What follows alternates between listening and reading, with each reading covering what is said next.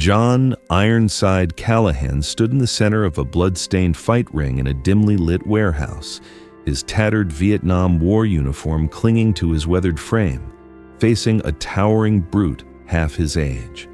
The crowd's roars echoed off rusted walls, their shouts a deafening wave of chaos. At 62, John's gray hair was slick with sweat, his scarred face set with grim resolve, green eyes burning with purpose. 20 years ago, his unit was shattered in a Vietnam ambush, betrayed by a deal with crime lord Vinny Russo. Now, Russo held Mike, the last surviving member of John's unit, hostage. The deal was brutal. John had to win in Russo's illegal fight club, or Mike would die. The air reeked of sweat, cheap liquor, and desperation.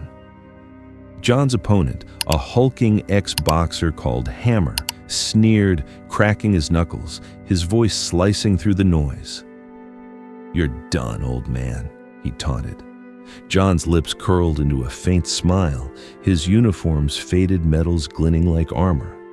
Each metal was a memory of a fallen brother, a reason to fight. Hammer lunged, his fist a blur of raw power. John ducked, his old soldier's instincts sharp despite his age. The crowd gasping as Hammer's punch grazed his cheek, drawing blood. John countered with a swift jab to Hammer's ribs, the crack of bone against bone silencing the room for a split second. Pain flared in John's scarred knuckles, a familiar echo of battles long past. Vinny Russo watched from the sidelines, a cigar in his mouth, his cold eyes locked on John. Behind him, Mike sat chained to a chair, bruised but defiant, his gaze meeting John's. Russo's betrayal in Vietnam had cost John his unit, his family, and tonight was about settling that score. The crowd's screams grew louder, betting slips waving like flags in a storm. Hammer charged again, his massive frame a tidal wave of muscle. John sidestepped, his uniform sleeve tearing as Hammer's fist clipped him, but he retaliated with a brutal uppercut, splitting Hammer's lip. The crowd erupted, some cheering, others cursing their bets, the warehouse shaking with their frenzy. John's breath was ragged, his body screaming, but his will was iron. Hammer roared, his face a mask of rage, swinging wildly, each punch a thunderclap. John weaved through the onslaught, his movements deliberate, honed by years of survival. He landed a hook to Hammer's jaw, staggering the giant, the metals on his uniform jingling with every move, a constant reminder of why he couldn't fall. Russo leaned forward, his cigar's ember glowing like a warning, his eyes meeting John's in a silent clash of guilt and rage. Mike shouted something, his voice drowned in the chaos, but John's focus sharpened. He couldn't lose, not now. Hammer recovered, his fists hammering John's ribs, pain exploding through his aging frame. John's mind flashed to Vietnam's jungles, to the screams of his unit, but he absorbed the blows, his resolve unbroken.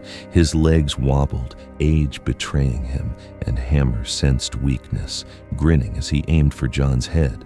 But John dropped low, driving his shoulder into Hammer's gut, sending him crashing into the ropes.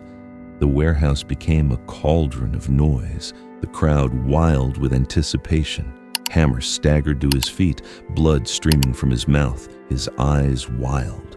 John's chest heaved, his vision blurring, but he saw Mike's desperate gaze, Russo's smug grin. This was more than a fight. It was redemption. John ducked another swing, his fist connecting with Hammer's temple, the giant's knees buckling. The crowd held its breath as Hammer teetered, and John summoned every ounce of strength, his uniform's weight grounding him.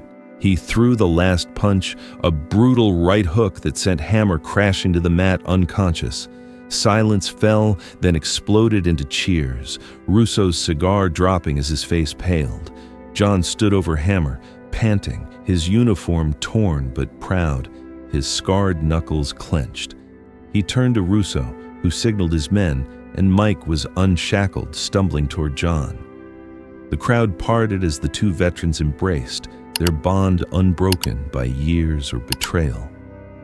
Russo vanished into the shadows, but John knew this wasn't over.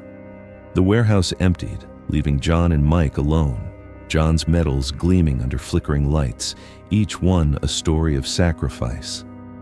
He'd won tonight, but the cost was etched in his scars. As they walked out, John's uniform felt heavier, a reminder of battles still to come.